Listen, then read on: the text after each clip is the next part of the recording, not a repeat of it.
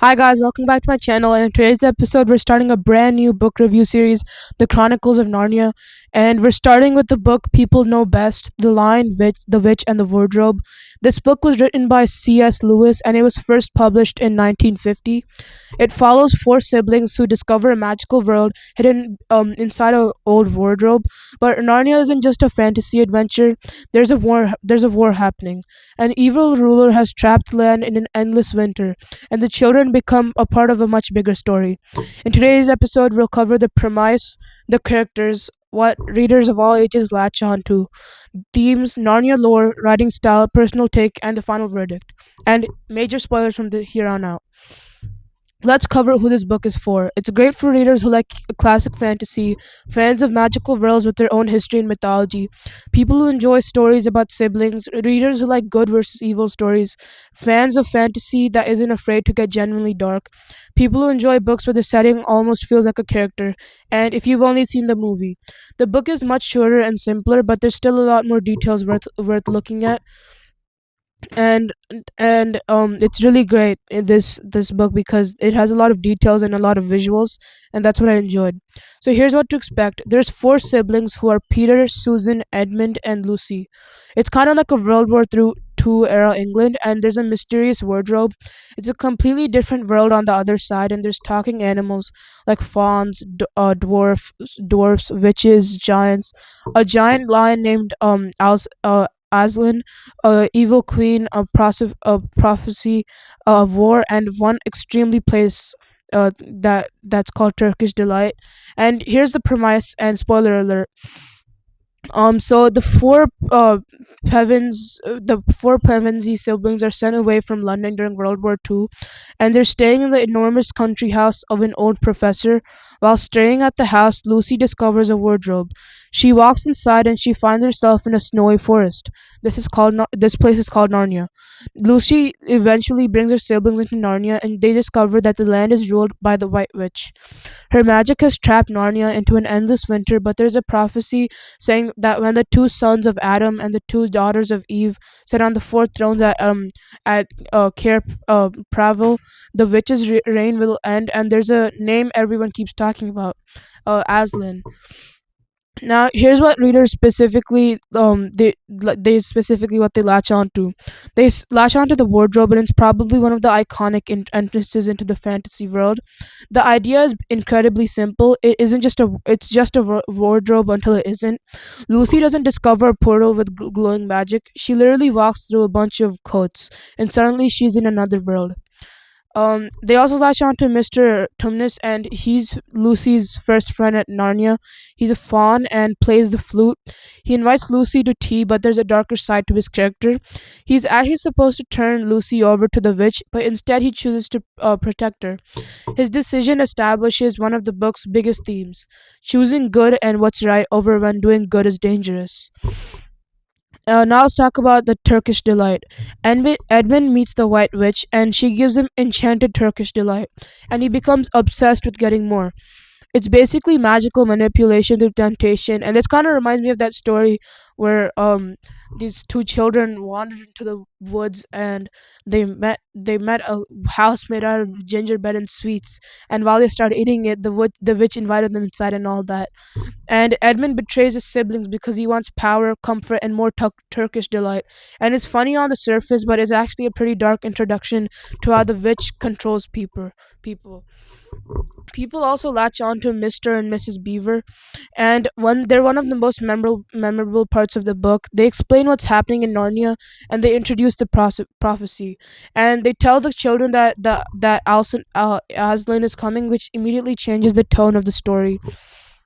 Now let's do a complete character breakdown.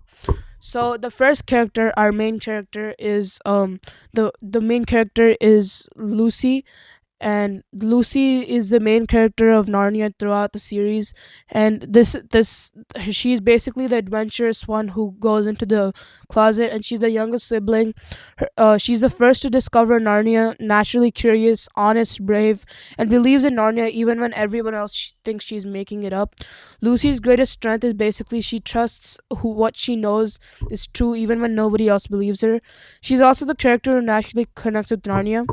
The next character is Edmund, and he's her sibling, and he's probably the most complicated sibling.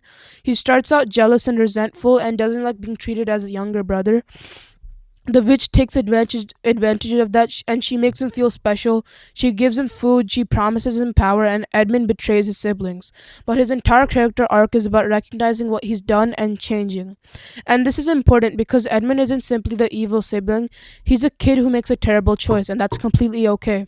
The story is interested in whether someone who betrays you can still be forgiven, and we see that later on. And next is Susan, another sibling, and she's practical, responsible, protective, and more skeptical than Lucy. Sorry, Susan tends to think before acting, and she's often the voice of caution. Her character becomes especially interesting when you look at the entire Narnia series, and her character keeps on getting interesting as the series goes on, and I'll talk about that in later reviews. Next is the older brother Peter, and he's protective. He becomes a natural leader and he has to grow into the role. His biggest character moment is fighting the witch's force, and he's essentially learning how to become the kind of person who can lead others as a leader in tough situations. Next is Aslan, and Aslan is obviously one of the most important characters in the entire series. He's powerful, wise, compassionate, intimidating, but he's not presented as a harmless magical animal. Characters are literally afraid of him, but there's a famous idea repeated throughout Narnia. He's not a tame lion. Alcin represents power that isn't controlled by humans, and he's good, but he's not safe in the controversial sense. The next is kind of like the villain, the White Witch, and she's basically the main villain. She has conquered Narnia, she keeps the world frozen, and she uses fear and manipulation. She wants absolute control. One of her biggest weapons isn't physical strength, it's convincing people to betray each other. She turns Edmund against his family before she has ever taught him how to fight them. And now let's talk about the themes and a complete analysis. The first theme is good versus evil. The story is pretty straightforward about this, and the White Witch represents tyranny. Alison represents the force opposing her, but the characters aren't simply divided into perfect heroes and villains. Edmund does something terrible, and Tumnus initially plans to betray Lucy. Even people on the good side can be afraid or selfish. The difference is whether they choose to change. The next theme is temptation. Edmund's story is basically built around temptation. The witch doesn't force him into betraying his siblings, but instead she gives him something he desperately wants. She makes him feel important, and she feeds his resentment. Then she uses it against him, and that's what makes Edmund's betrayal much more believable than if he had just if he had been forced. And he isn't hypnotized, but instead he chooses himself, and he chooses badly. The next theme is forgiveness.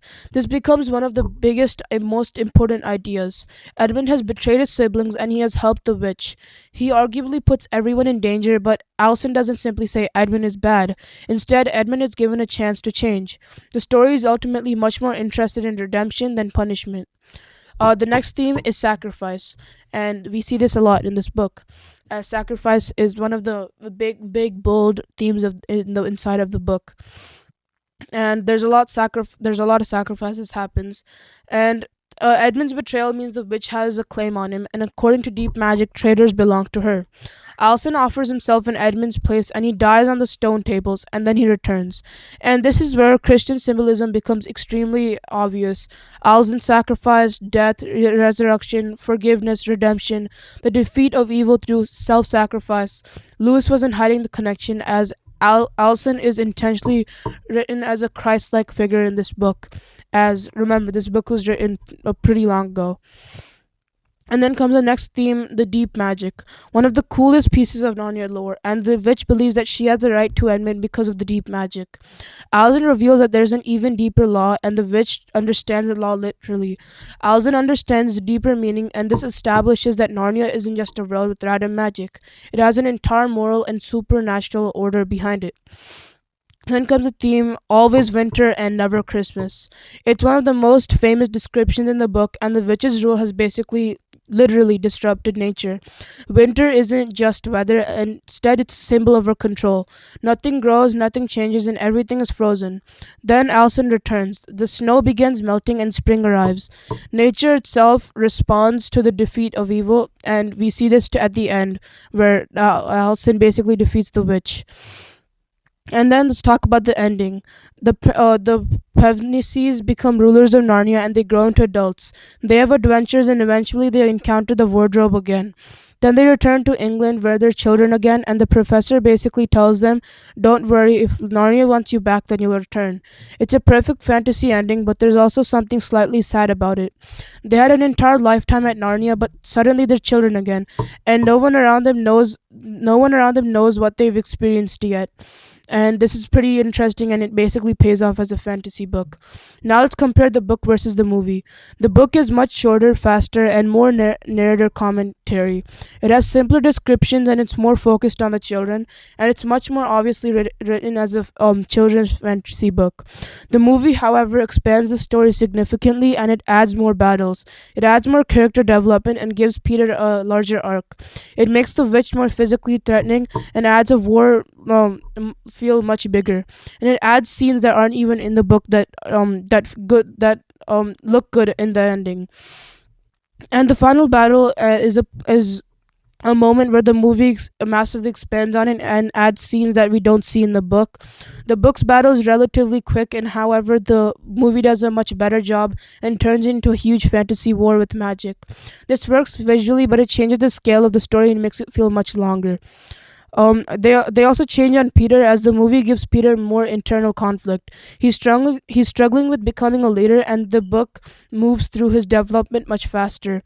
They also change Edmund a lot more as the movie spends more time showing the consequences of his betrayal, and his redemption becomes much more gradual rather than quick like in the book. They also change a lot about the witch as the movie makes her much more physically intimidating, and the book relies more on her magic rather than how she looks. And in the book, C.S. Lewis writes in a pretty quick, direct style.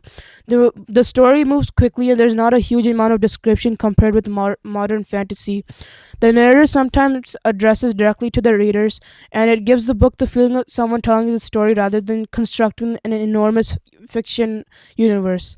The simplicity is part of the apparel, and you can read it quickly, but there are deeper ideas underneath the simple adventure. Now, here's my personal take. The biggest strength of the book is how simple the central idea is. Four kids, a wardrobe, a magical world, an evil queen, a prophecy, and a lion. That's basically the entire setup. But Lewis manages to make the world feel much bigger than the story itself. I also think Edmund is one of the best characters. His storyline gives the book actual emotional conflict, and Lucy is the heart of the story. Peter gives it the hero's journey type of format, and Alson gives it the mythology. The one thing you can feel strange to modern readers is how opening the book uses Christianity or Christian symbolism, which we don't see as books, as most books, fantasy books especially, aren't rooted to religious biases. As this book was written in 1950, so you can see why. And here's my personal advice. Don't go into the book expecting modern fantasy. Remember, this was written a while ago, and pay attention to Edmund's choices rather than just labeling him a villain. Notice how winter and spring are used as symbols, and pay attention to Alson's conversations. And if you're watching the movie afterward, expect a much bigger and action heavy version of the story. So here's my final rating and verdict. I would give it a strong 4.5 out of 5. It's one of the most influential fantasy books ever read, and and I really think that the book expands a lot on the story. However,